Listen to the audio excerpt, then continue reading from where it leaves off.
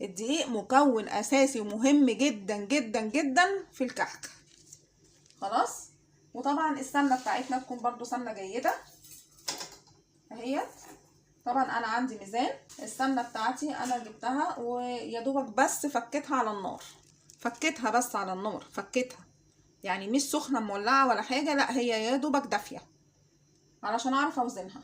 وحطيتها على الميزان اهيت، عملت تقريبا نص كيلو و50 جرام. خلاص. دلوقتي احنا هنعمل ايه؟ هنحط الكحك، هنحط الدقيق في العجان.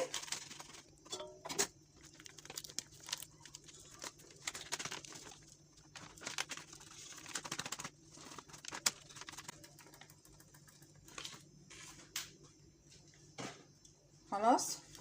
هنحط له هنا معلقه صغيره ملح،